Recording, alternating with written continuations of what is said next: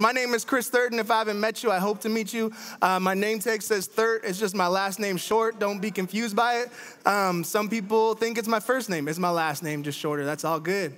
And so it is great to meet you all and to be here with you all tonight. Before we get going, I'm just curious, what were some of your highlights? I want to hear them real quick. What's some highlights? What's some highlights from the last week or from break? What? DR, let's go. Hey, other highlights, what'd y'all do? Yeah. Half our core group went to Portland. Half your core group went to Portland. Let's go. The Rose City. Yeah, back there. You watched the Kanye documentary. Divisive. I dig it. What else? What else was some highlights from break? Yep. Disneyland. Hey. Wow. Magic Kingdom. What else? Anything else? You saw your dog? That's fantastic. That is always a highlight. I love it. Oh, we got one more? Yep. What was that? Voodoo donuts? No, Churro donuts, even better. Oh my God, all right, one more. Hey, we're watching Brandon Garza dance. If we're all lucky, maybe we'll get to watch that later tonight. I don't know. I'm not gonna put that on you, Brandon, but it seems like they already did. Okay. It's so, what? You got groceries?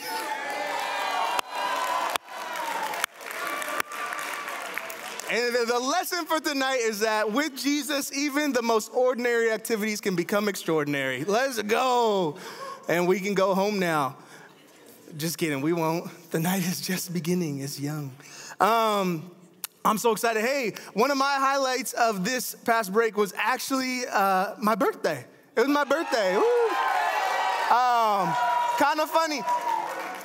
My birthday has always been on spring break. My whole life has been on spring break, which kind of sucks because even in the summer, like, they always do something to celebrate summer birthdays, either at the beginning or the end of the year, but they never did anything for spring break. It's like, oh, it's only a week. No one's going to have a birthday. Always me. I always had a birthday over spring break. And then I was like, oh, once I graduate from college, then it'll be all different. And I started working with college-aged individuals, and there was still spring break going on during my birthday. But that's all good. But with my birthday this past week, I've been engaged. People have been asking me so much how I've grown in the past year. And in fact, actually, the UMin team, our staff team, actually went around and shared the ways they see me grow. You want to talk about feeling like being vulnerable is when you sit there and a group of people are sharing how they've seen you grow in the year. You're like, I hope it's good.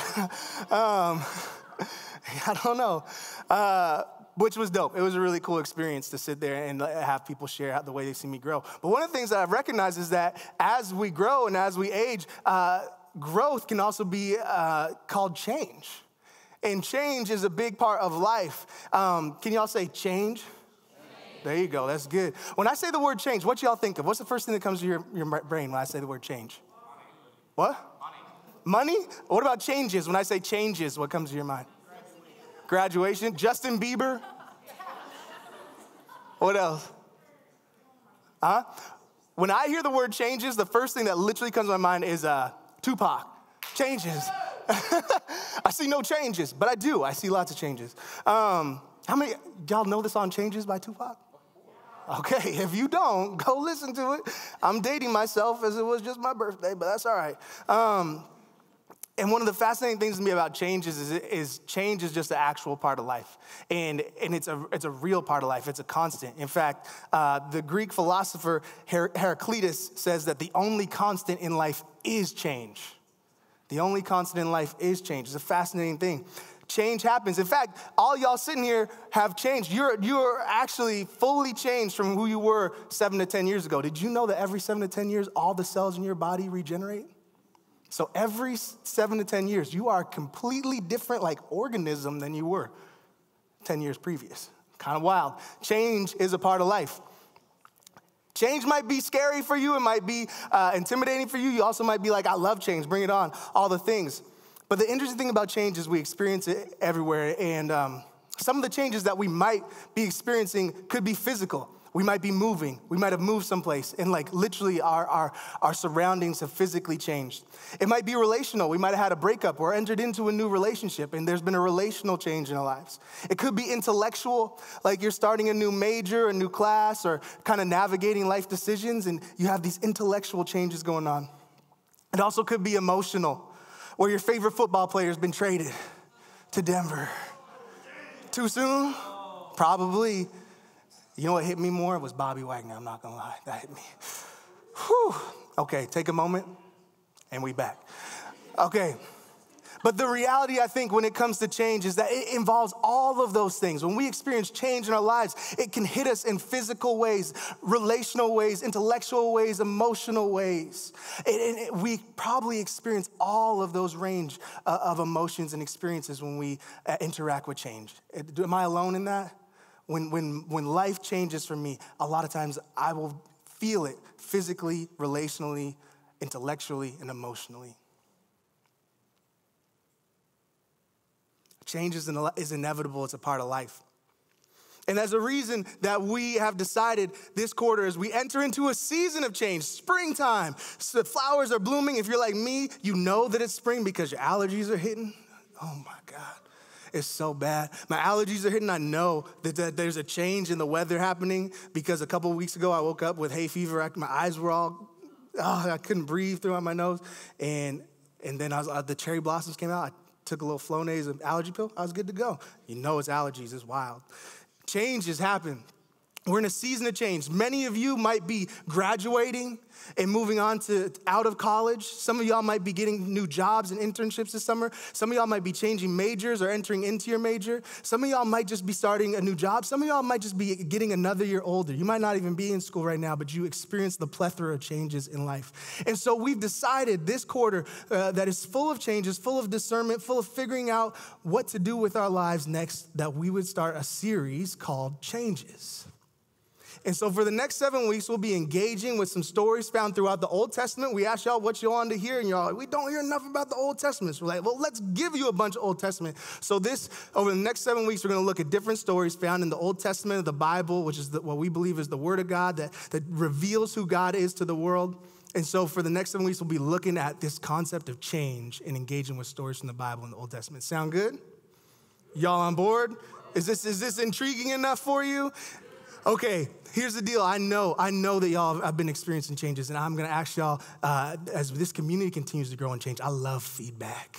So if you feel the Spirit creep up in you and you want to respond to something, you can give a hear, hear. It's a very Presbyterian. You say, hear, hear. You can say buckets if you think it's good. You can say amen. You can say preach it, whatever it might be. Just say yes or I feel like that's a real Christian thing these days. When you hear something, you go, yep, you can do all that. That's welcome. But also, if you just want to sit there and listen, that's cool too. But I invite y'all to engage with me. So we are going to engage with this concept of change. And what I've actually entitled tonight's message is Change Leaves You Changed. Change leaves you changed. So as we get into it, I'm going to invite y'all to pray with me. Jesus, we thank you so much for each person here, God. We thank you for this opportunity to be together, to be reunited after a couple weeks apart, God. We thank you for those that went on these break trips, that they came home safe. We thank you for all those that did travel over the last couple weeks, that they were able to come back safe, God. We lift up this community to you, those that are with us tonight and those that are not with us tonight. We thank you that this community extends beyond this room. And God, we just are so grateful for your presence in our lives. God, tonight, as we engage with this message, as we engage with this word from your scripture, I pray that anything from me would be forgotten, God. I pray that your Holy Spirit would be upon us and that everything is from you would be remembered. God, I pray that you would give us more than just information, more than just inspiration, but you would give us revelation of who you are tonight. We pray these things in your name, Jesus. Amen. Amen. Okay, so like I said, we're going to engage in the Old Testament a little bit, and maybe some of y'all are familiar with this, maybe some of y'all aren't, but the Bible, we believe, is the Word of God broken into two sections, the Old Testament and the New Testament, or it might be called the Old Covenant, but really God's promise to be with the world and reveal God's self to the world through a group of people. That's called the Old Covenant, and then God comes down to earth in the form of Jesus, we believe, and that it issues in the New Covenant, the New Testament. So we believe the Bible Bible's broken, chronicles our history as Christians and as people of God. It chronicles our history and tells the story of God to the people of God in this world. And so we're going to engage with the Old Testament and see what it says and see what it might be revealing to us about God and about ourselves and about this world. And we're going to be starting tonight and starting this series by looking at the life of this dude named Jacob. And Jacob is a very fascinating character in the Bible. Jacob is called the father of many nations. And I want to set up the scene for you a little bit before we dive into the text. Because what was going on in the Old Testament is this idea of blessing was a big deal. And families would pass down blessings or inheritance, or your inheritance, but it was called a blessing. And this blessing would be for the firstborn son in this patriarchal society. And the firstborn son would receive a blessing and carry on the family blessing and carry on the family legacy. And it was a big deal. And God had chose this one family and said, you are blessed to be a blessing to the world. And this one family would pass on this blessing from God, from parent to child, passing this blessing on to be a blessing to the world. Sound good? Y'all tracking so far? Blessing is a big deal. And Jacob is born into this family, but Jacob's the second son born. In fact, Jacob, names were a big deal in this time, and Jacob, also pronounced in Hebrew, Yaakov, means to follow or to be behind, to circumvent, or even to overreach. It comes from the word heel. And so it's said that when Jacob was born as a twin, he was hanging on the heel of his brother and came out trying to pull his way to the front. And Jacob, his whole life, was playing second fiddle, and he didn't like that. And he wanted this blessing for himself, and he did everything in his power to get that blessing. This dude, honestly, what's so fascinating to me as I read about this dude, Jacob, is I see all the worst parts of me in Jacob. This dude lied, cheated, stole. He abused folks in relationships. He abused women. He was not a good dude. He did everything in his earthly power to receive his blessing. He cheated his older brother out of he lied to his father, pretended to be his older brother, so that he would get this blessing. And then he lied to his brother when his brother was coming to try and get retribution. He lied and did all these things and had a huge falling out with his family. And so Jacob actually received the blessing from his father, but he lied about it. He did it in a trickster way. And his older brother hated him for it. And his older brother wanted to kill him because of it. And so they have all this beef. And Jacob, being the trickster and the deceiver and the liar that he is, as he leaves his family and marries into a new family, he does the same type of thing with his new family. And now he's got beef with his new family, and his new family, he's fleeing from them. He's accumulated a lot of wealth because he's lied, cheat, and stole his way to the top, and he's got all this wealth, and he's running away from his new family because he lied and cheated them. Sound good? Y'all tracking so far? So this is Jacob. He's lied his way and cheated his way out of this one family, and now he needs sanctuary. He needs a safe place because he doesn't have one. And so what he does is he thinks back to himself, who could protect me? And he reaches out to his older brother, the one who hated him and wanted to kill him. And he's so scared. You ever been in a position where you know you're in a hole and you are so scared and you're like, I got to do whatever it takes to survive? This is where Jacob is at. He actually divides up all of his riches because he's so scared that his brother's going to wipe him out, that hopefully some of it will be left over. So he divides up all of his things. He sends out a bunch of gifts to his brother beforehand. He's trying to butter him up, get all cool with him, to kind of level the playing field, get this relationship back on track. And we pick up the story right here where Jacob is about to meet up with his brother. He separated out all of his wealth, all of his family, all this so that something will survive if he gets wiped out. And he has just sent his family away to keep them safe. And we find him sitting alone at night leading up to connecting with his brother. And that's where we pick up the story. We can put it up there. Sound good? There's a lot of context, but it's going to make sense. It's going to hit home, I promise. So we pick up in Genesis 32, 23 through 32. And it says this, after Jacob had sent his family across the stream, he sent over his possessions. So Jacob was left all alone. And a man wrestled with him. So Jacob's just by himself, and this dude just shows up, and they start fighting. It's like on sight. And they wrestle all night till daybreak. So just imagine this. Homie's just sent out his whole family. He's ready for a fight with his brother. Then some dude shows up, and now you're like, I'm ready to go because he's got this adrenaline going, and they wrestle all night. They're just going, bop, bop, on sight, like I said. So when he saw that he could not overpower this man, and when the man saw that he could not overpower Jacob, so this man that Jacob's fighting with, wrestling with, recognized that he can't overpower Jacob, he touched the socket of Jacob's hip. Now, that's a very polite way of saying he punched him in the groin.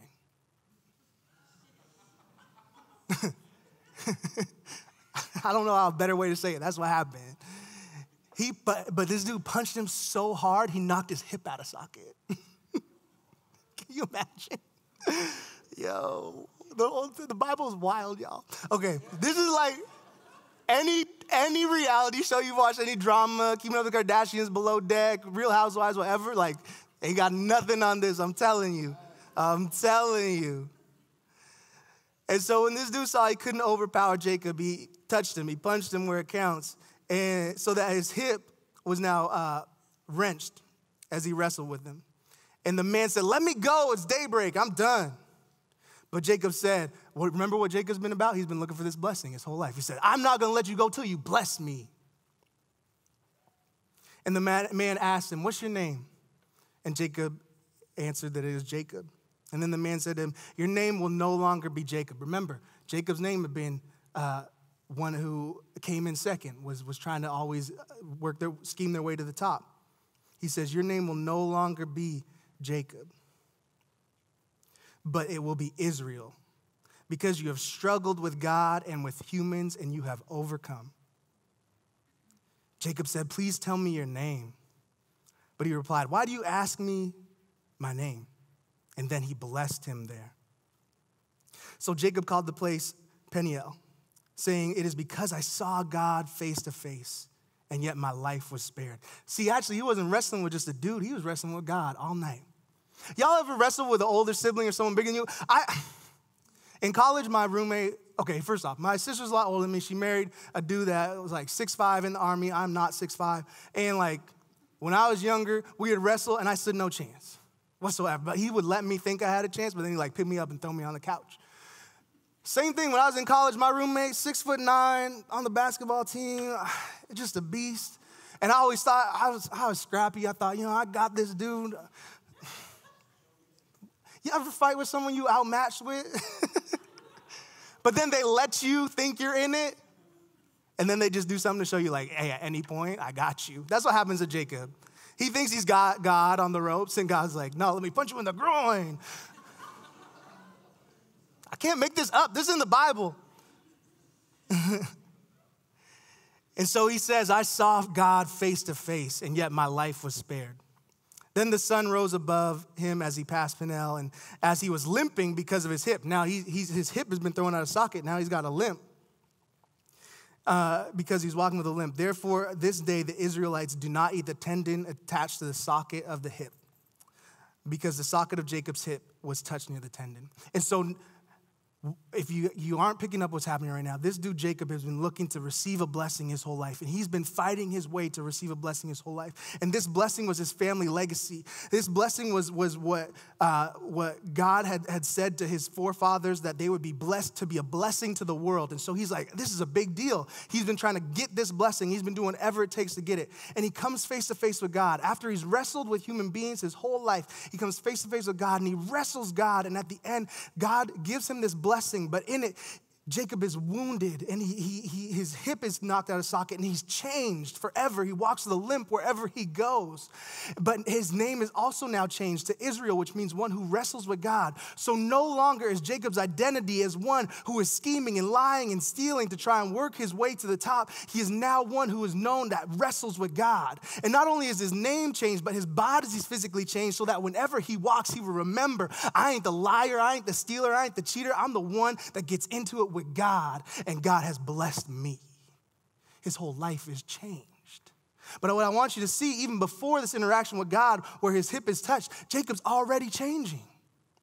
He knows that he's been a schemer. He knows that he's caught, and all of his schemes have caught up to him. And what does he do? He reaches out to his brother. That shows that he was already changing, which is pretty cool to me. But then God completes the journey, or at least moves him forward in it. What I want you here as we enter into this conversation about changes and we engage with this, throughout the last few weeks and months, I've been having so many conversations with y'all about change and about discernment and about the fact that life is not what it was. We're coming out of a time where we was wearing masks everywhere, and it almost felt like overnight life changed, where like, now you don't got to wear masks. It's like, was COVID even a thing? Yes, it was. It still is. But culture and society has changed. It's shifted. The room in here has shifted, right? We ain't wearing masks. Like, you're welcome to. We encourage you. I was wearing my mask all night. That's all good. But things have changed. Some of us recognize that things changed from before the pandemic. We ain't going back to what it was. We're in a new normal now. Life has changed. Some of y'all are sitting here and you've experienced things that have been so heavy. I mean, for myself personally, as people ask me how I've grown over the past year, this has been one of the hardest years of my life, to be honest. And one of the things that I have grown in, the ways that I have changed, is I know that it's okay for me to not be okay. See, for me, I constantly am writing a narrative in my head. It's constantly what's going on. It's part of my personality. If any of y'all are like me, for me to like send an email, I need the right lighting. I need like put the perfect music on. It needs to be the perfect time of day. I need like the stars to align for me to do some of the simplest things, because I write this narrative in my head. It's part of like the anxiety that I carry. There's this constant narrative in my head that says if things aren't perfect, you can't do it. And so I constantly have to combat that. And that's one of the ways that I've changed and grown this year, is that I've worked on writing a new narrative. Kind of like Jacob here. His whole life, he had this one narrative that he was always second place, that he always had to fight his way to the top. He always had to do this, that, and the other. And then as his life goes on, he shifts, he changes, he grows. And he becomes one that knows that it's not about him just getting to the top and succeeding. It's actually about the journey for him. And his name is now, I am one who wrestles with God.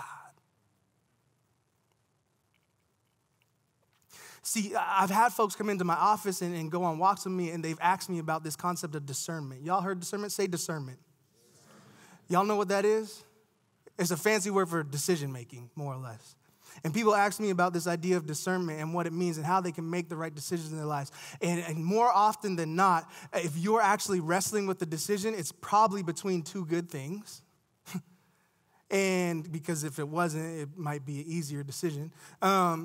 It's probably between two good things, and I think it's less about you making the right or wrong choice oftentimes and more about how you are changed in the process.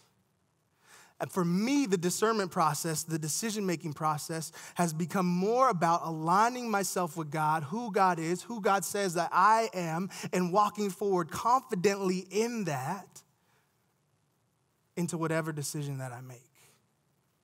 Learning to trust and grow and change as my relationship and my understanding of God grows and changes.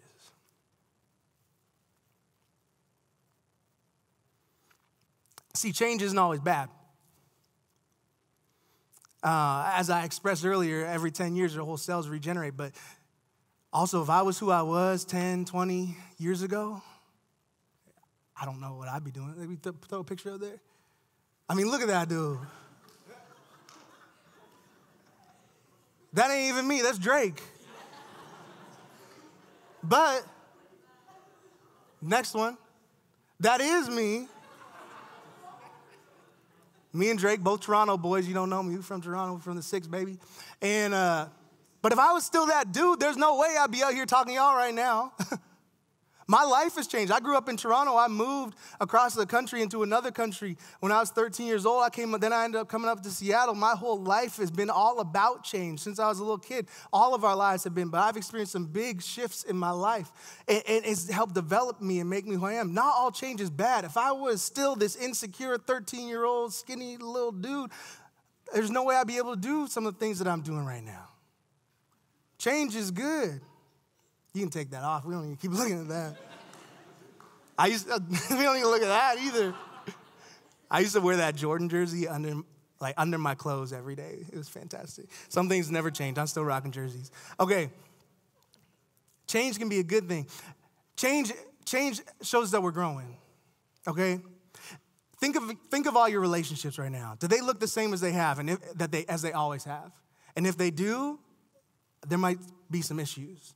I look at my relationship with my family. When I moved out of my house, it took years for us to figure out what a new normal was. And every time I would come home, there'd be this tension because I would kind of either regress and act like I did when I was back in high school or younger or live with my parents, or I would come in and be myself as I've changed and grown and my values moved, and it would clash at times with who my family knew me to be. Change happens, but that relationship has grown and shifted over the years, and now it's cool. It's like me and my parents and my sister, we become friends, not just, and peers in many ways, not just them just being my parents. It's grown and shifted along the way. So they're still my parents, don't get me wrong. They'll still put me in my place, but that relationship shifted as I become an adult. With friends and different friendships, they've shifted. If my friendship with my best friend still looked the same as when we were 18, good God. Thank God it doesn't, because he's got a little baby now, and no way we should have that responsibility at 18. And in particular, when I think about a relationship with Jesus, I think there's a reason that so often that a relationship with God is compared to a marriage. And I think about my marriage to my wife. And we've been married for about 3.5 years now. And what is so wild is overnight, my identity changed. Overnight, I went from being a bachelor to being a husband. But I was still the same dude I was before. But now my existence was learning to grow and adapt and live into this new identity as a husband. It wasn't like overnight I was just going to have it. But at the same time, something did change. And now my life with Brooke is learning to grow into this identity. Does that make sense?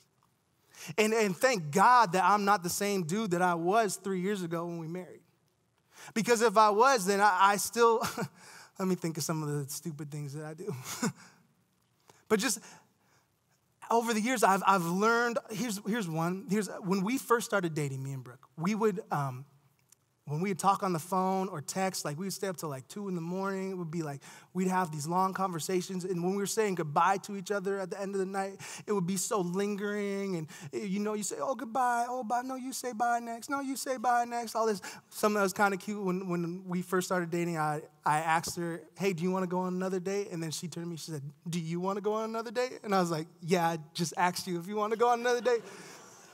That's because I want to. We lingered. Now we've been married for 3.5 years, and it's like, all right, okay, bye.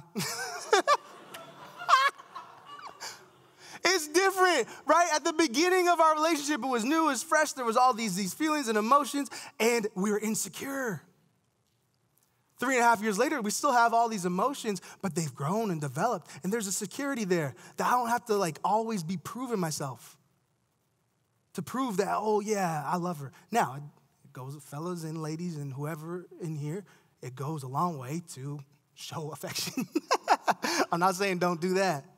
But what I am saying is relationships grow and change. And if that happens with our earthly relationships, why would it not happen with our relationship with God? For whatever reason, I find with folks that have a relationship with God and have had it for a while, they'll get 5, 6, 7, 8, 10 years down the line in their relationship, and they'll be like, it's kind of stale. Worship songs ain't hitting like they used to. Prayer is hard. I don't really feel God's presence anymore. I don't like going to church. It doesn't hit the way it used to. I have these conversations all the time. I've felt these things myself. And one of the questions I started asking myself is, okay, maybe God's trying to interact with me in new ways. Maybe God hasn't changed. Maybe I have. And that's okay. I sure would hope so. I would hope that my relationship with God would grow as the years goes on. Change is good. And this is why it's so important to remember. I'm about to land the plane. This is why it's so important to remember. You see, remembering can be dangerous when we think about remembering to take us out of a situation and bring us back to an old one. But remembering can be so good when it helps us to move forward. Like I said earlier, I constantly have a false narrative going in my head that I need the stars to align, that whatever, for me to do any little thing. And I have to constantly rework that narrative to remind myself, no, I'm going to be okay. It's going to be all right. You can just send the email. You can send the text. You can go to the place. You can show up, whatever it is. That's how I work through my anxiety. But I have these little things that help me remember that truth. Part of it, some of it is meditation. I'll take just 3 minutes throughout the day. I'll sit, I'll quiet, I'll work on my breathing. I'll just remember, you're okay. I'll invite the Holy Spirit to come. I'll do this. I'll remember these little things. And what we find with Jacob is as his life was changed, God makes sure that he remembers that change. And so now he's got a hip that's out of socket. He's going to walk with a limp. He's always going to remember. He's got a new name. So now when people talk to him, he's going to be engaged in a new way.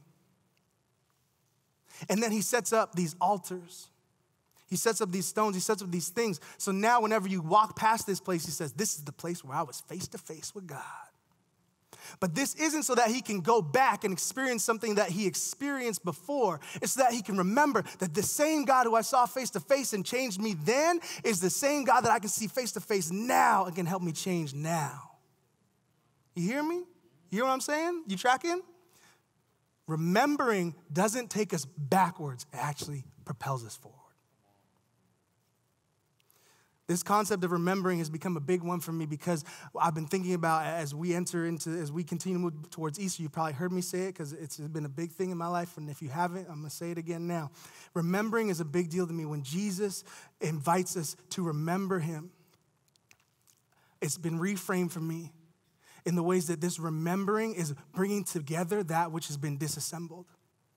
That which has been dismembered, Jesus invites us to remember. And so all these little pieces of our identity, last quarter we did a series on identity, and all these little pieces of our identity that so often get fractured, torn apart because of hurtful words, because of experiences, because of whatever, because of lies we believe, whatever it might be. These pieces of our identity that get torn apart. When we come to Jesus and we remember who Jesus is and we remember what Jesus says about us, when we look at stories like Jacob's and we recognize the way that God steps into our life and he changes and moves us towards a picture of wholeness, what the Bible calls shalom, which is this peace, this all-encompassing thing of goodness and wellness. When we remember that, we can remember the truth of who we are, and that which has been disassembled can be remembered, reassembled.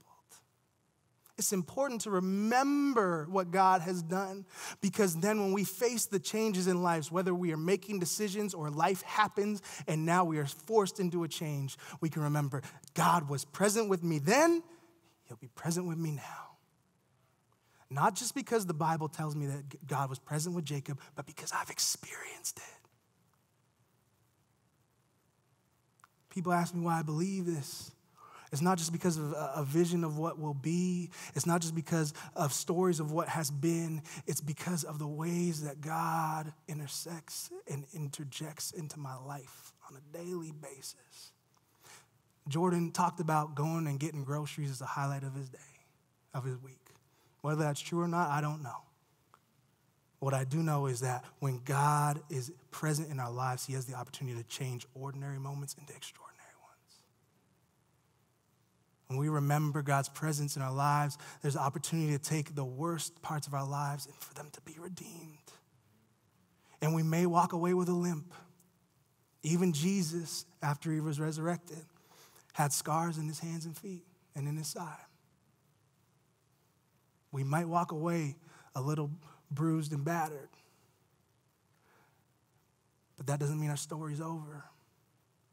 That doesn't mean that God isn't still working to help us remember who we are and reassemble that which has been broken. And that's what the story of Jacob invites us into, to recognize that just as Jacob's identity is one who wrestles with God, that can be our identity too. And that's my invitation to us now. As we enter into the next 7 weeks and we engage with the concept of change, discernment, and growth in our lives, I invite you to wrestle. It's probably going to be uncomfortable because change is uncomfortable. But when you feel those things of uncomfortable, take that to the Spirit. Take that to God. Take that to your friends. Reflect on it. If you hear something you agree with, take it to God. You hear something you disagree with, take it to God. Take it to community. Engage with it. Step into relationship. See if God might be working in you to do something, not just in your situation. I firmly believe that if y'all engage with this wrestling, you step into this, not because you're coming to the end, not because this place is so great, but because I believe God is present.